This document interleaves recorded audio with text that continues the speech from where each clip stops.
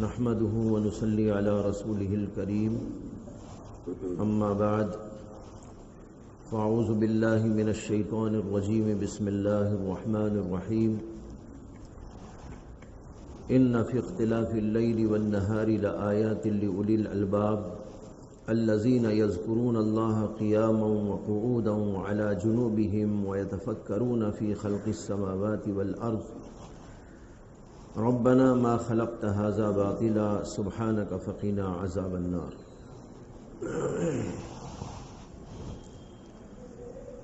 بزرگان محترم، برادران اسلام،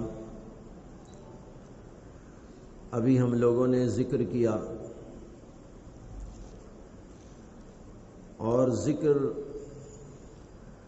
تمام عبادات کا مغز ہے، نماز کا، روزے کا، حج کا اور جتنی بھی عبادات ہیں ان ساری چیزوں کا مغز اللہ کا ذکر ہے۔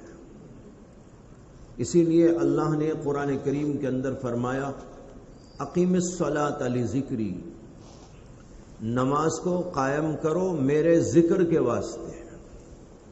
معلوم ہوا کہ نماز کا مقصود بھی اللہ کا ذکر ہے، اللہ کی یاد ہے۔ اللہ کی یاد کا ایک طریقہ ہے جس کو ہم کہتے ہیں نماز، ایک طریقہ ہے جس کا نام ہے روزہ، ایک طریقہ ہے جس کا نام ہے زکوٰۃ، ایک طریقہ ہے جس کا نام ہے حج، ایک طریقہ ہے جس کا نام ہے عمرہ وغیرہ وغیرہ۔ تمام عبادات کا خلاصہ اللہ کا ذکر ہے۔ ذکر میں سب سے افضل ترین ذکر لا الہ الا اللہ۔ حدیث میں آتا ہے کہ نبی اکرم صلی اللہ علیہ وسلم نے فرمایا افضل الذکر لا الہ الا اللہ۔ یہ افضل ذکر اس لیے ہے کہ اس کے اندر اللہ کی توحید کا بیان ہے۔ چنانچہ فرمایا لا الہ الا اللہ، نہیں ہے کوئی معبود مگر اللہ، عبادت کے لائق، پرستش کے لائق اگر کوئی ہستی ہے تو وہ صرف اللہ کی ہستی ہے، اللہ کے علاوہ کوئی نہیں جس کی پوجا کی جائے، جس کی عبادت کی جائے۔ اس کے اندر اللہ کی توحید کا بیان ہے۔ حضرات صوفیہ فرماتے ہیں کہ لا الہ الا اللہ کا ایک مفہوم یہ ہے لا الہ، اللہ کے سوا کوئی معبود نہیں، پرستش کے لائق نہیں۔ پھر اس سے اوپر جب بندہ اللہ کا ذکر کرتے کرتے کرتے ایک اور منزل کو پہنچتا ہے تو وہاں پر اس پر انکشاف ہوتا ہے اس بات کا لا محبوب الا اللہ، اللہ کے سوا کوئی محبت کے لائق بھی نہیں، عبادت کے لائق بھی کوئی نہیں، اور پھر اسے یہ بھی سمجھ میں آتا ہے لا محبوب الا اللہ، اللہ کے سوا کوئی محبوب نہیں جس سے ہم محبت کریں، جس سے عشق کریں۔ اللہ نے قرآن میں فرمایا والذین آمنوا اشد حبا للہ، جو ایمان والے بندے ہیں وہ اللہ سے شدید محبت رکھتے ہیں۔ ایسی محبت کہ نہ ماں باپ سے ایسی محبت، نہ بیوی بچوں سے ایسی محبت، نہ مال دولت سے ایسی محبت، نہ مکان دکان سے ایسی محبت، ایسی بے پناہ محبت اللہ سے رکھتے ہیں۔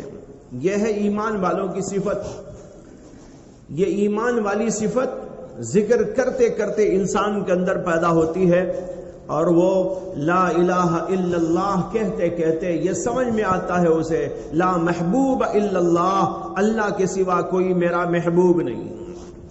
میرے دل میں اگر چاہت ہے تو اللہ کی، میرے دل میں اگر عشق ہے تو اللہ کا، اللہ کے سوا میں کسی چیز کو نہیں چاہتا۔ اگر چاہتا ہے تو اللہ کے واسطے چاہتا ہے۔ نبی سے محبت ہوتی ہے اور ہونا چاہیے، اولیاء اللہ سے محبت ہوتی ہے، ہونی چاہیے، باپ سے محبت ہوتی ہے، ہونی چاہیے، ماں سے محبت ہوتی ہے، ہونی چاہیے، لیکن بالذات کسی کی محبت نہیں۔ اگر ان کی محبت ہے تو اللہ کی محبت کی وجہ سے محبت ہے۔ اللہ نے حکم دیا اس لیے ہم محبت کرتے ہیں۔ باپ سے محبت، بچوں سے محبت، بلکہ بیوی سے محبت اور والدین سے محبت، رشتہ داروں سے محبت، لیکن ان کی یہ محبت اللہ کے لیے ہے، بالذات کسی کی کوئی محبت ہمیں نہیں۔ یہ ایک دوسرا مقام آیا، لا محبوب الا اللہ۔ پھر اس کے بعد ذکر کرتے کرتے کرتے آدمی ایک اور منزل کو پہنچتا ہے۔ جب وہاں پہنچتا ہے تو اس پر اس بات کا انکشاف ہوتا ہے کہ لا الہ الا اللہ کا ایک مطلب یہ بھی ہے لا مقصود الا اللہ، اللہ کے سوا میرا کوئی مقصود بھی نہیں ہے۔ جیسے میرا کوئی محبوب نہیں، میرا مقصود بھی کوئی اور چیز نہیں ہے۔ میرا مقصود، میری زندگی کا مطلوب، میری زندگی کا سب سے بڑا مقصد اللہ کو پانا ہے۔ اسے وہ ذکر کرتا ہے، نماز پڑھتا ہے، روزہ رکھتا ہے، عبادات کرتا ہے اور بہت کچھ کرتا ہے، اس لیے کرتا ہے کہ اللہ کو پالوں، میرا کوئی مقصد نہیں ہے۔ نماز میں اگر نماز پڑھ کے اللہ کو نہ پائے تو اس نے نماز کیا پڑھی؟ اللہ کا ذکر کر کے اگر اللہ کو نہ پایا تو کیا پایا؟ ذکر کا مقصود بھی ہے، نماز کا وہی مقصود ہے، روزے کا وہی مقصود ہے، تمام عبادات کا وہی مقصود ہے، تمام مجاہدات کا وہی مقصود ہے کہ اللہ مجھ کو مل جائے، اللہ کے سوا کوئی مقصود نہیں۔ حدیث میں اللہ کے نبی علیہ السلام فرماتے ہیں کہ انما الاعمال بالنیات لکل امرئ ما نوی، نیتوں پر مدار ہے تمام عبادات کا۔ آدمی کو وہی ملتا ہے جس کی نیت کرتا ہے۔ ایک آدمی نیت کرتا ہے نماز پڑھنے سے میری شہرت ہو جائے، مجھے عزت مل جائے، دنیا والے اچھی نگاہ سے دیکھ لیں، اور ایک آدمی ہے اسے دنیا کے بارے میں کچھ نہیں، دنیا کے لوگوں کے بارے میں کوئی تصور نہیں، اس کا قصد یہ ہوتا ہے، اس کا ارادہ یہ ہوتا ہے کہ میرا اللہ راضی ہو جائے۔ یہ ہے لا مقصود الا اللہ۔ پھر اس کے بعد ایک اور مقام آتا ہے، وہاں پر پہنچ کر یہ سمجھ میں آتا ہے کہ لا موجود الا اللہ۔ پہلے میں نے کہا لا الہ الا اللہ، دوسرا مرتبہ ہے لا محبوب الا اللہ، تیسرا مرتبہ ہے لا مقصود الا اللہ، چوتھا مرحلہ ہے لا موجود الا اللہ، اللہ کے سوا کوئی موجود نہیں ہے، جو ہے وہ اللہ ہے۔ اسے یہ سمجھ میں آتا ہے۔ اب یہاں پر آ کر یہ سمجھنا ہے کہ اس کا مقصد کیا ہے، مطلب کیا ہے۔ یہ مطلب نہیں ہے کہ کوئی بھی موجود نہیں ہے، صرف اللہ ہی موجود ہے۔ ہم جو ہیں یہ کیا ہیں؟ ہم بھی تو ہیں، اتنے سارے یہاں بیٹھے ہیں، زمین ہے، آسمان ہے، چاند ہے، سورج ہے اور بہت ساری چیزیں ہیں، بہت ساری مخلوقات ہیں، اللہ کے فرشتے ہیں، اللہ کے پیغمبر ہیں اور جنات کی مخلوق ہے اور بے شمار مخلوقات دنیا کے اندر موجود ہیں۔ یہ سب کی سب چیزیں موجود ہیں، اور یہاں یہ مطلب آ رہا ہے لا موجود الا اللہ، اللہ کے سوا کوئی چیز موجود نہیں۔ مطلب یہ ہے موجود تو ہیں لیکن ان کا وجود اصلی نہیں ہے، موجود تو ہیں لیکن ان کا وجود ضمنی ہے، موجود تو ہیں لیکن ان کا موجود ہونا اللہ کے موجود ہونے کے تابع ہے۔ اگر اللہ نہ ہوتا تو مخلوق کیا ہوتی؟ اس کو یوں سمجھیے جیسے کہ سورج ہے،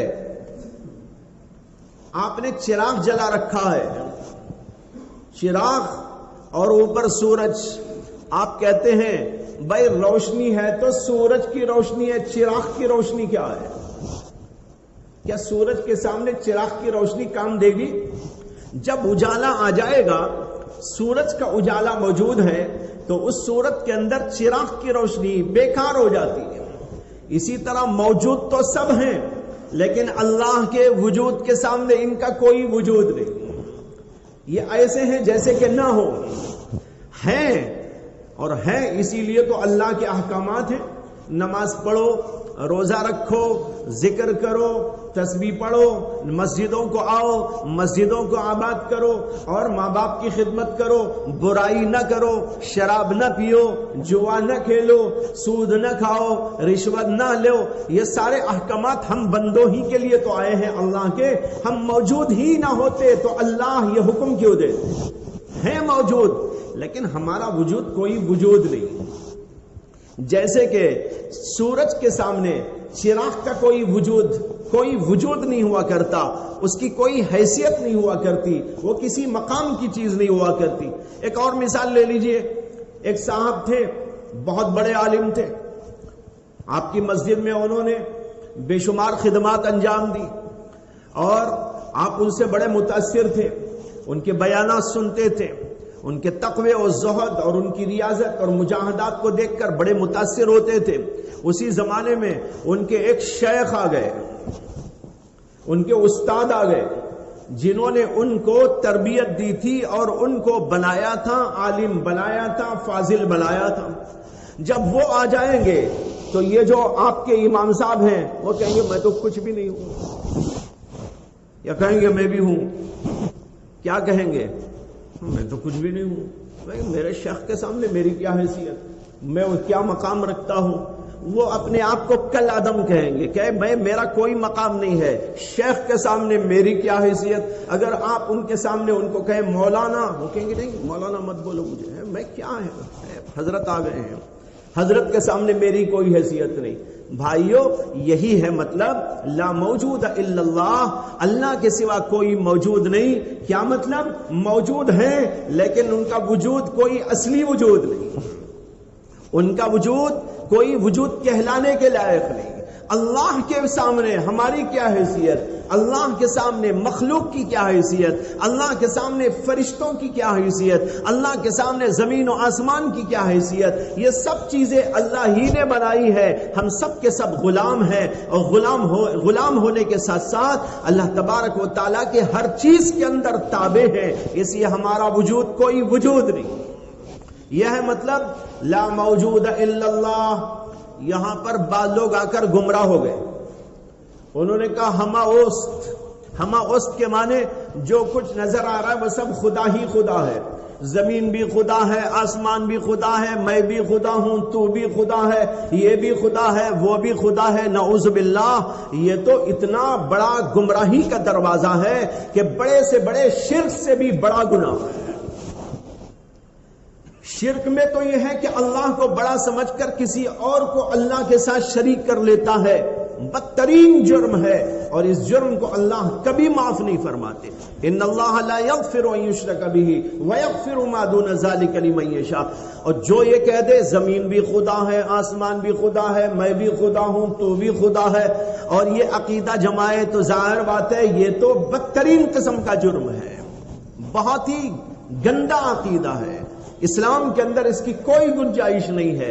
ہاں یہ مطلب ہے ہم موجود ہیں لیکن ہماری کوئی حیثیت نہیں، اسے ہما وسط کا یہ معنی نہیں ہے جو لا موجود الا اللہ سے بعض لوگوں نے نکالا کہ سب جو کچھ موجود ہے وہ اللہ ہی اللہ ہے، ہم کو جو بھی نظر آ رہا وہی خدا ہے۔ یہ معنی اس کا نہیں ہے، یہ معنی اس کا سمجھنا سخت ترین گمراہی کی بات ہے۔ بہرحال یہ 4 درجے میں نے عرض کیے۔ لا الہ الا اللہ، جب سالک اللہ کو پانے کے لیے ذکر کرتا ہے اس کو سمجھایا جاتا ہے لا الہ، اللہ کے سوا کوئی معبود نہیں، عبادت کرو تو اللہ کی، اللہ کے سوا کوئی عبادت کے لائق نہیں۔ پھر وہ ذکر کرتے کرتے یہ سمجھتا ہے میرا محبوب تو اللہ ہی ہے، اللہ کے سوا کوئی میرا محبوب نہیں، اور پھر اس کے بعد یہ سمجھتا ہے لا مقصود الا اللہ، اللہ کے سوا کوئی میرا مقصود بھی نہیں۔ پھر یہ سمجھ میں آتا ہے لا موجود الا اللہ، اصلی وجود تو اللہ ہی کا ہے، باقی جتنے ہیں وہ کوئی وجود کہلانے کے لائق ہی نہیں ہے۔ جیسے کہ سورج کے سامنے چراغ کی کوئی حیثیت نہیں ہوا کرتی، شیخ کے سامنے شاگرد کی کوئی حیثیت نہیں ہوا کرتی، بزرگ آ گئے ان کے سامنے ہماری کوئی حیثیت نہیں ہوا کرتی، اسی طرح اللہ کے وجود کے سامنے مخلوق کے وجود کی کوئی حیثیت نہیں ہوا کرتی۔ یہ ہے اس کا مطلب۔ بہرحال یہ ذکر کے 4 درجے ہو گئے۔ ذکر کے بہت سارے طریقے ہیں، لیکن سادے طریقے سے جیسے ابھی آپ نے ذکر کر لیا، روزانہ ذکر کریں، اس کی بڑی فضیلت ہے۔ میں نے قرآن کریم کی آیت پڑھی جس میں اللہ تعالیٰ فرماتے ہیں ان فی خلق السماوات والارض واختلاف اللیل والنہار لآیات لأولی الالباب، زمین و آسمان کے پیدا کرنے میں اور دن اور رات کے آنے جانے کے نظام میں جو ہم روزانہ دیکھتے ہیں، زمین ہمارے سامنے ہے، آسمان کی تخلیق ہمارے سامنے ہے، روزانہ اس کے اندر جو نظام چلتا ہے، دن ہوتا ہے پھر رات ہوتی ہے، 24 گھنٹوں کا یہ نظام دنیا کے اندر رائج ہے۔ اللہ کہتے ہیں کہ اس نظام کے اندر لآیات لأولی الالباب، اہل عقل کے لیے دلیلیں موجود ہیں، اہل عقل کے لیے اللہ کی قدرت و جلالت و عظمت اور اس کی پاکیزگی اور اس کی بڑائی کی دلیلیں موجود ہیں۔ زمین کو دیکھ کر اللہ سمجھ میں آتا ہے، اللہ کی قدرت سمجھ میں آتی ہے، آسمان کو دیکھ کر اللہ کی قدرت سمجھ میں آتی ہے، اس کی حکمت سمجھ میں آتی ہے، اس کی جلالت سمجھ میں آتی ہے۔ وہ اللہ کیسا ہوگا جیسے جس نے ایسا آسمان بنایا، جس نے ایسی زمین بنائی، جس نے اس نظام کو قائم کیا، چاند اور سورج کو بنایا، انسانوں کو پیدا کیا، کیسا ہوگا؟ اور ساری دنیا میں جو حسن موجود وہ اللہ کے حسن کا ایک پرتو ہے۔ دنیا میں اللہ نے بے شمار حسینوں کو بنایا اور ان ساری حسین مخلوقات میں انسان کو سب سے اعلیٰ درجے کا حسین بنایا، پھر ان حسینوں میں بعض کو بڑا حسن جمال عطا فرمایا، لوگ ان کے حسن و جمال کو دیکھ کر فریفتہ ہو جاتے ہیں۔ اللہ کہتے ہیں تم ان کو دیکھ کر کیا فریفتہ ہوتے ہو؟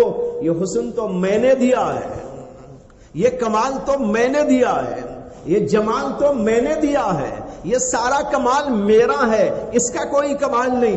جس کو دیکھ کر تم فریفتہ ہوتے ہو، اس کو دیکھ کر مجھے سمجھو کہ میں کتنا عظیم ہوں، اسے دیکھ کر یہ سمجھو کہ میرا کتنا بڑا کمال ہے، اسے دیکھ کر یہ سمجھو کہ میرا حسن و جمال کیسا ہوگا۔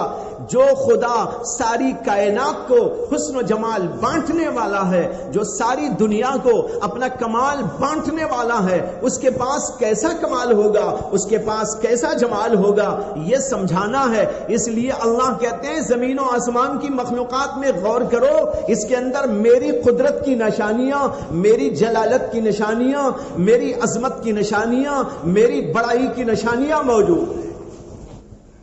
اس کے بعد میں فرمایا یہ عقل مند لوگوں کو کام آتی ہیں، لآیات لأولی الالباب، اہل عقل کو۔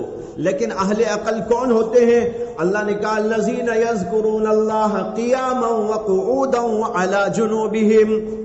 اہل عقل وہ لوگ ہیں جو اللہ کو یاد کرتے رہتے ہیں، بیٹھے ہوئے بھی، کھڑے ہوئے بھی، لیٹے ہوئے بھی۔ یذکرون اللہ قیاما، کھڑے ہو کر بھی اللہ کو یاد کرتے ہیں، وقعودا، بیٹھے ہوئے بھی یاد کرتے ہیں، وعلی جنوبہم، اور جب اپنے پہلو پہ لیٹتے ہیں تو اس وقت بھی اللہ کو نہیں بھولتے، ہر وقت اللہ کو یاد رکھنے والے بندے یہ عقل مند بندے ہیں۔ اور جو لوگ کے دنیا کے کاروبار میں اپنی عقل کھپا رہے ہیں، وہ عقل نہیں، وہ عقل کوئی عقل نہیں ہے اللہ کی نظر میں۔ اصل عقل مند بندے وہ ہوتے ہیں جو اللہ کو ہمیشہ یاد رکھتے ہیں، ہر وقت، چاہے لیٹے ہو، چاہے بیٹھے ہو، چاہے وہ کھڑے ہو یا کاروبار میں ہو، اپنی مصروفیات میں ہو، بازار کے اندر ہو، گھر کے اندر ہو، بیوی بچوں کے ساتھ میں ہو، یا ویسے ہی تنہائی میں بیٹھے ہو، اللہ کو کبھی نہیں بولتے۔ یہ بندے ہیں جو اللہ کے عقل مند بندے ہیں۔ معلوم ہوا بڑی فضیلت ہے ان لوگوں کی جو اللہ کا ذکر کرتے رہتے ہیں۔ ایک تو بیٹھ کر ہم نے ذکر کر لیا، چلتے چلتے بھی اللہ کا ذکر کرو، کھڑے کھڑے بھی اللہ کا ذکر کرو، بیٹھ کر بھی اللہ کا ذکر کرو، اور مختلف کام کاج کرتے ہوئے بھی اللہ کے ذکر کو جاری رکھو۔ اللہ کا ذکر تو صبح سے شام ہر وقت ہو سکتا ہے۔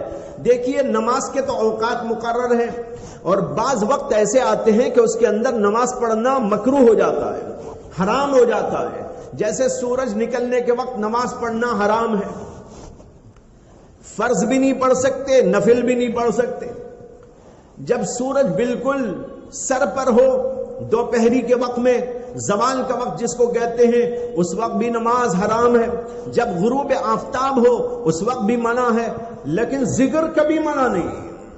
اور دوسری ایک بات یہ ہے، نماز کے لیے تو آپ کو وضو کرنے کی ضرورت ہے، لیکن ذکر کرنے کے لیے وضو کی بھی ضرورت نہیں۔ وضو کر کے کرے بہتر ہے، لیکن اگر وضو نہ تھا، کہیں آپ چلے جا رہے تھے، آپ کا جی چاہا اللہ کو یاد کرنا، اللہ کہتے ہیں بغیر وضو ہی کے مجھ کو یاد کر لو۔ کیوں؟ اس لیے کہ اگر یہ قید لگا دی جاتی تو بعض وقت بندہ ذکر نہ کر پاتا۔ اللہ نے کہا نہیں، میری یاد ایسی ہے کہ ہر وقت ہونی چاہیے، اس لیے کوئی قید نہیں، چلتے ہوئے کرو، پھرتے ہوئے کرو، بیٹھتے ہوئے کرو، کھاتے ہوئے کرو، اور اسی طرح مختلف کام کاج میں کرتے رہو۔ وضو ہو تو بھی کرو، وضو نہ ہو تو بھی کرو، غسل ہو تو بھی کرو، غسل نہ ہو تب بھی کر سکتے ہو۔ اللہ نے اپنے نام کو ہمارے لیے آسان کر دیا ہے۔ قید لگا دیتے تو بڑی مشکلات پیش آتی۔ اس سے معلوم ہوتا ہے کہ اللہ بندے سے چاہتے ہیں مجھے ہر وقت یاد رکھے، ورنہ تو قید لگا دیتے، نہیں میرا نام اتنا بابرکت ہے، میرا نام اس قدر فضیلت معاب ہے، میں اتنا جلیل الشان ہوں، کیا میرا نام بے وضو لیتے ہو؟ کیا میرا نام بے غسل لیتے ہو؟ میرا نام چلتے پھرتے لیتے ہو؟ میرا نام کھاتے پیتے لیتے ہو؟ ارے میرے لیے تو وقت نکال کر ساری دنیا کو چھوڑ کر آؤ تب میرا نام لو۔ یہ بھی چاہے تو اللہ کہہ سکتے تھے نا، یہ کہہ دیتے تو ہمارے لیے بڑے مسائل کھڑے ہو جاتے۔ اللہ نے کہا نہیں، میرا نام تو تمہارے لیے ہر وقت آسان ہے، جب چاہے کر لیا کرو۔ بھائیو، اس لیے ہمیں اور آپ کو اللہ کا ذکر باقاعدہ کرتے رہنے کی کوشش کرنا چاہیے۔ اللہ تعالیٰ سے دعا ہے کہ اللہ تعالیٰ ہم سب کو ذاکرین میں داخل فرمائے، آمین یا ارحم الراحمین۔ اللہم صلی علی سیدنا مولانا محمد وعلی آل سیدنا مولانا محمد وبارک وسلم۔ ربنا آتنا فی الدنیا حسنۃ وفی الآخرۃ حسنۃ وقنا عذاب النار۔ ربنا لا تزغ قلوبنا بعد إذ هديتنا وهب لنا من لدنك رحمة إنك أنت الوهاب۔ ربنا لا تجعلنا فتنة للقوم الظالمين ونجنا برحمتك من القوم الكافرين۔ ربنا لا تؤاخذنا إن نسينا أو أخطأنا، ربنا ولا تحمل علينا إصرا كما حملته على الذين من قبلنا، ربنا ولا تحملنا ما لا طاقة لنا به، واعف عنا واغفر لنا وارحمنا أنت مولانا فانصرنا على القوم الكافرين۔ سبحان ربك رب العزة عما يصفون، وسلام على المرسلين والحمد لله رب العالمين۔